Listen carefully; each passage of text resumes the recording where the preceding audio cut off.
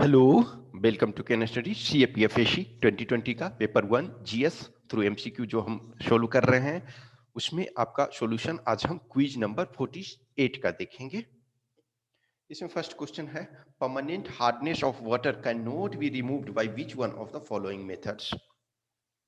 तो देखो ये आपका जो है परमानेंट हार्डनेस जो है, तो देखो ट्रीटमेंट विद वॉशिंग सोडा ये किया जा सकता है, कैल्गन्स मेथड ये। अब देखो इसमें से आप बहुत बार होता है ना कि आप न तो कैल्गन मेथड जान रहे हो, न आयन एक्सचेंज मेथड जान रहे हो, ये जो प्रॉपर केमिस्ट्री पढ़ा है वही जान रहा है। लेकिन एक चीज मानो कि बॉइलिंग ऑफ वाटर एक सिंपल प्रोसेस है, एक तरह से ये फिजिकल मैकेनिज्म है इसमें, तो इससे परमानेंट हार्डनेस नहीं रिमूव किया जा सकता। हमको यही आंसर फाइंड करना है, हमको कैल्गन मेथड से और या फिर आयन एक्सचेंज मेथड से हमको क्या मतलब है, तो ये सी इसका आंसर हो जाएगा। नेक्स्ट है, which one of the following statement is not correct? All carbons in diamond are linked by carbon-carbon single bond. सही है स्टेटमेंट है। Graphite is layered structure in which layers are held together by weak van der Waals forces. हाँ सही है। C आपका है जो graphite layers are formed by hexagonal rings of carbon items, ये भी सही है। Graphite layers are held together by carbon carbon single bond, ये आपका जो है ये गलत है। Next, consider the following statements about visible light, UV light and X-rays. The wavelength of visible light is more than that of X-rays. तो देखो ये आपका जो है फर्स्ट स्टेटमेंट जो है वो जो विजिबल लाइट, हाँ ये इसका ये सही है। देखो एक चीज, जिसका वेवलेंथ ज्यादा है उसमें एनर्जी कम होगा, तो एक्सरे में ज्यादा पेनिट्रेशन पावर है। विजिबल विजिबल लाइट्स क्या है, आपको कोई ज्यादा कोई नुकसान नहीं होता है मेजोरिटी रूप से, लेकिन एक्सरे को एक्सपोज करोगे तो प्राण निकल जाएगा। तो एक्सरे में बहुत ज्यादा एनर्जी होता है, तो एनर्जी ज्यादा होता है एक्सरे में, इसका मतलब वेवलेंथ कम होगा, तो विजिबल लाइट का वेवलेंथ जो है वो अधिक है, तो फर्स्ट सही हो जाएगा। The energy of x ray photons is higher than of UV light photon, ये भी सही है, एक्सरे में बहुत ज्यादा एनर्जी होता है, तो फर्स्ट एंड सेकंड सही हो गया, तो आपका दो ये इसमें से अब गलत हो गया। Next, the energy of UV light photons is less than that of visible light photon, नहीं ये गलत है। UV लाइट जो होता है उसका जो वेवलेंथ कम होता है तो एनर्जी ज्यादा होता है, तो UV लाइट फोटोन का एनर्जी ज्यादा होता है, तो ये गलत हो जाएगा, तो बी इसका आंसर हो जाएगा। Next, which one of the following statements about the law of conservation of mass is correct? तो law of conservation of mass के बारे में जो कह रहा है, तो ये given compound always contains exactly same proportion of elements, ये देख लो अभी पूरा। when gases combine in a reaction they do so in a simple ratio by volume provided all gases are at room temperature, matters can neither be created nor destroyed, ये आपका जो है main है conservation of mass. देखो E equal to mc² जो formula होता है, E equal to mc², तो E इक्वल टू mc² यानी कि मास जो है और एनर्जी जो है इक्विवेलेंट है। यदि आपका जो एनर्जी मास लॉस होता है वही इस फॉर्मूला से एनर्जी में कन्वर्ट होता है, तो आइदर वो एनर्जी के फॉर्म में रहे या मास के, यानी कि ये कह सकते हो कि एनर्जी है जो कंसंट्रेटेड फॉर्म में मास है, और मास जो है वो ये एनर्जी है। नेक्स्ट आपका है, which of the following is are among the fundamental duties of citizens laid down in the Indian Constitution? तो कह रहा है कि जो आपका फंडामेंटल ड्यूटी इसमें कौन कौन से हैं, तो फंडामेंटल ड्यूटी इसमें से क्या है, तो preserve the rich heritage of our composite culture, सही है। To protect the weaker section from social injustice, ये आपका जो ये इनफैक्ट जो सोशल इंजस्टिस है वो एक तरह से क्या है, एक अनटचेबिलिटी वाला आपको वो रिमूव करना है। फिर उसके बाद इनेबलिंग क्लॉजेस आपका डिफरेंट जगह पे दिया हुआ है, लेकिन ये आपका जो है फंडामेंटल ड्यूटी में नहीं है, तो टू नहीं होगा, तो आप जिसमें जिसमें टू है उसको एलिमिनेट कर दो, तो आपका आंसर निकल आ रहा है, तो ये आपका सी हो जाएगा। To develop the scientific temper and spirit of inquiry, सही है। To strive towards excellence in all spheres of individual and collective activity, ये भी सही है। नेक्स्ट आपका है, the Lahore session of Indian National Congress 1929 is very important in history because, तो Lahore session किस लिए, the Congress passed a resolution demanding complete independence, ये सही है। The rift between the extremist and moderates was resolved in this session, no, ये जो है 1916 में वो चीज रिजॉल्व किया गया था लखनऊ सेशन में, ठीक है। तो सेकंड आपका गलत हो गया, तो सेकंड स्टेटमेंट आपका गलत हो गया। नेक्स्ट आपका है a resolution was passed rejecting the two nation theory of in that session. Two nation theory बहुत बाद का कंसेप्ट है, उस समय वो टू नेशंस का कंसेप्ट ही नहीं आया था, तो ये भी आपका गलत हो गया, तो ये ओनली वन सही हो जाएगा। नेक्स्ट है the distribution of powers between the centre and the states in the Indian constitution is based on the scheme provided in the. तो जो सेंटर स्टेट का जो पावर का डिस्ट्रीब्यूशन है वो क्या था, गवर्नमेंट ऑफ इंडिया एक्ट 1935 के तहत किया गया। नेक्स्ट है विच one of the following objectives is not embedded in the preamble of the constitution of India. तो प्रीएम्बल ऑफ द कॉन्स्टिट्यूशन में कौन सा नहीं है उसमें कह रहा है, तो लिबर्टी ऑफ थॉट है, इकोनॉमिक लिबर्टी नहीं है, लिबर्टी ऑफ एक्सप्रेशन है, लिबर्टी ऑफ बिलीफ है, तो बी नहीं है। नेक्स्ट है democracy superior virtue lies in the fact that it calls into activity the intelligence and character of ordinary men and women. हाँ ये सही है। The method of for strengthening executive leadership, no executive leadership को strong करना, in fact वो तो आप और कंसंट्रेशन ऑफ पावर कर रहे हो। Superior individual with dynamism and vision, no. A band of dedicated party worker, no, तो ये हो जाएगा। नेक्स्ट आपका है the painting of Bodhisattva Padmapani is one of the most famous and often illustrated painting sites. तो ये कहाँ पाया आपका पाया जाता है, ये अजंता।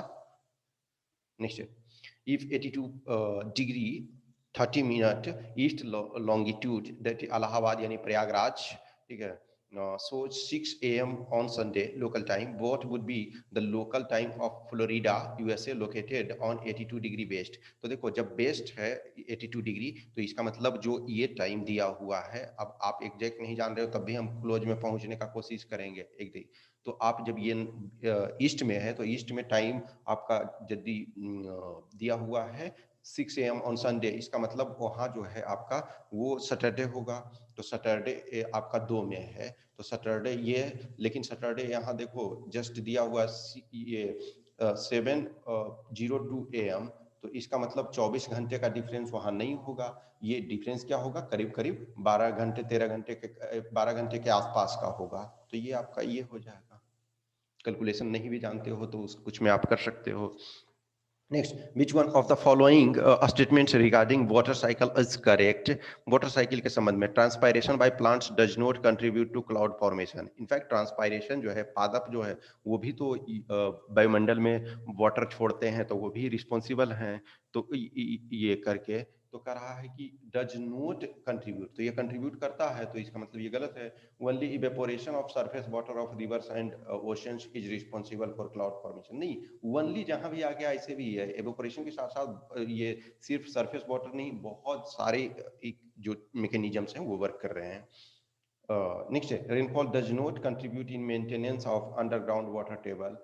करा रेनफॉल से जितना होगा अच्छा तो वाटर रिचार्ज होगा, तो ये भी गलत। अंडरग्राउंड वाटर में ऑल्सो भी कनेक्टेड टू सरफेस वाटर, ये सही है।